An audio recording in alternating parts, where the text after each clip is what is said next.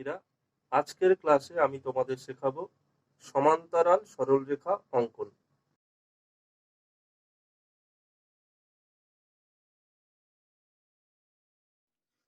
সমান্তরাল সরলরেখা অঙ্কনের আগে আমরা জেনে নেব সমান্তরাল সরলরেখা কাকে বলে। একই সমতলে অবস্থিত দুটি সরলরেখাকে উভয় দিকে যত খুশি বর্ধিত করা হলেও যখন তারা কোনো বিন্দুতে মিলিত না হয় তখন সরলরেখা দুটিকে বলা হয় পরস্পর সমান্তরাল সরলরেখা। আমরা এখানে দেখতে পাচ্ছি এবি এবং সিডি এরা এমন দুটি সরলরেখা যাদেরকে উভয় দিকে যত খুশি বর্ধিত করি না কেন তারা কখনোই কোনো বিন্দুতে মিলিত হবে না। তাই এবি এবং সিডি হলো এখানে সমান্তরাল সরলরেখা। কিন্তু পিকিউ এবং আরএস তারা কিন্তু একটি বিন্দুতে মিলিত হয়েছে, তাই এরা সমান্তরাল সরলরেখা নয়, এরা হলো অসমান্তরাল সরলরেখা।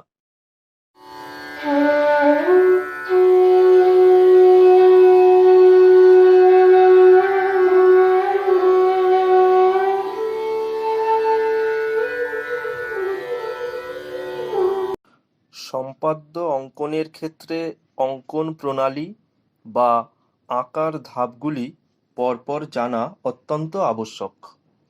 যদিও পরীক্ষাতে সাধারণত অঙ্কন প্রণালী লিখতে দেওয়া হয় না, কিন্তু অঙ্কন প্রণালী না জানলে আমাদের পক্ষে সম্পাদ্য আঁকা সম্ভব নয়। তাই আমরা আলোচ্য চিত্রটি আঁকবার স্টেপ বা ধাপগুলি পরপর এখন জেনে নেব।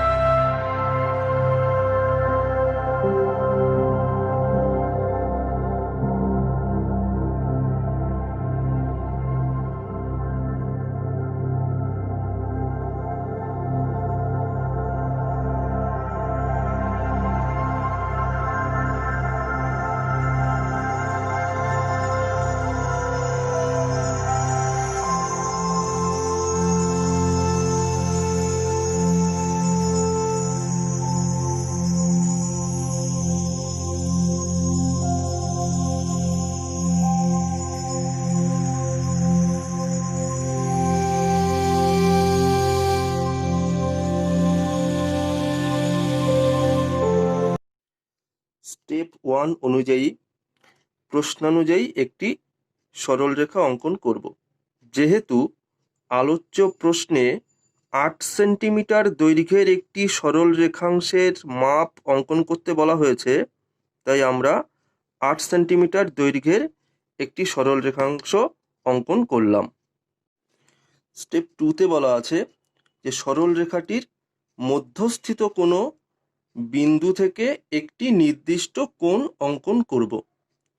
তোমরা চাইলে যে কোনো কোণ অঙ্কন করতে পারো, কিন্তু 60 ডিগ্রি কোণ অঙ্কন করাটা তুলনামূলকভাবে একটু সহজ এবং প্রত্যেকেই অঙ্কন করতে পারো।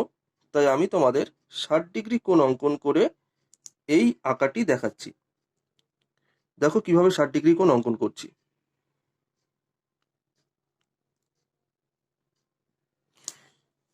আমি জানি তোমরা প্রত্যেকেই জানো কিভাবে 60 ডিগ্রি কোণ অঙ্কন করতে হয়।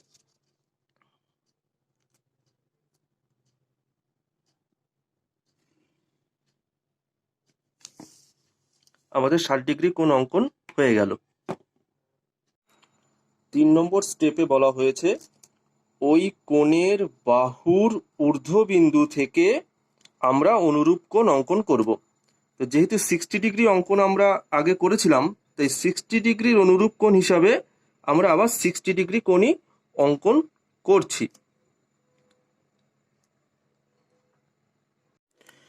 স্টেপ 4-এ আমাদের বলছে যে প্রথমে অঙ্কিত কোণের বাহুর ঊর্ধ্ববিন্দুর সাথে পরে আঁকা অনুরূপ কোণের বৃত্তচাপ দুটি ছেদবিন্দুকে, অর্থাৎ এই বিন্দুটি এবং এই বিন্দুটি স্কেল দিয়ে যোগ করে উভয় দিকে বাড়িয়ে দিলেই সমান্তরাল সরলরেখা অঙ্কিত হয়ে যাবে। দেখো,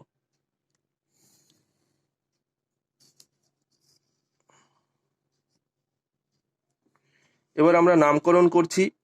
মনে করছি এই সরল রেখাংশের নাম দিলাম এবি এবং এই সরল রেখাংশের নাম দিলাম সিডি, আর বহিস্থ বিন্দুটির নাম দিলাম পি।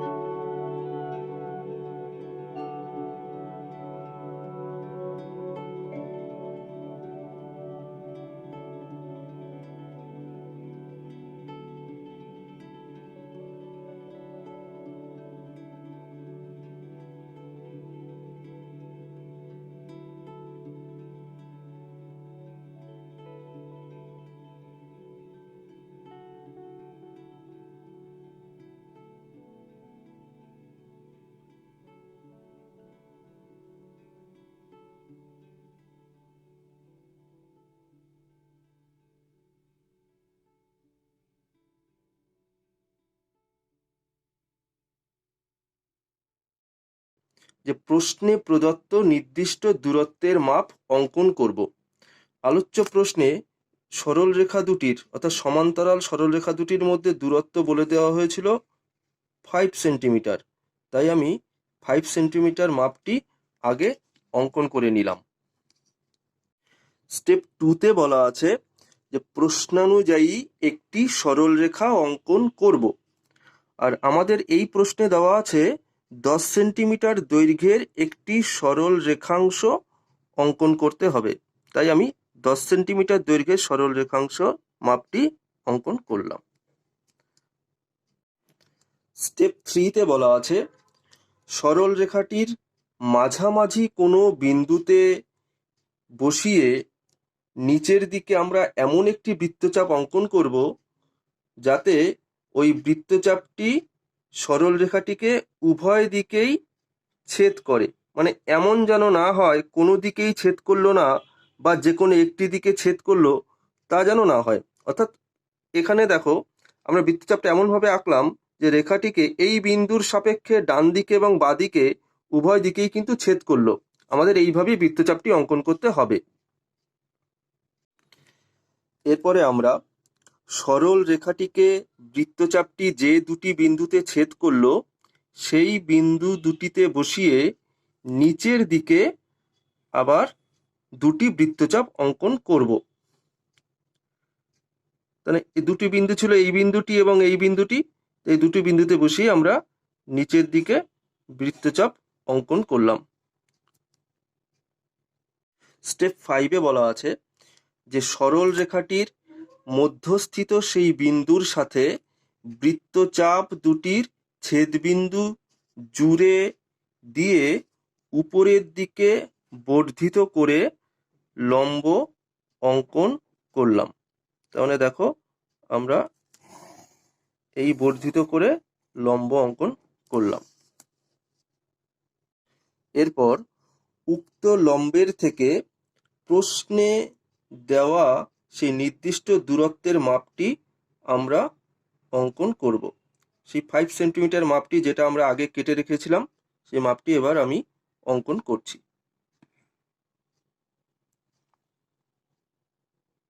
স্টেপ 7 অনুযায়ী নির্দিষ্ট দূরত্বের মাপটি কেটে নেওয়া হলো যে বিন্দুতে, সেই বিন্দুর সাপেক্ষে উক্ত লম্বের ডান দিকে অথবা বাম দিকে আমরা 90 ডিগ্রি কোণ অঙ্কন করব। তাহলে এই বিন্দুর সাপেক্ষে আমি এখন 90 ডিগ্রি কোণ অঙ্কন করছি।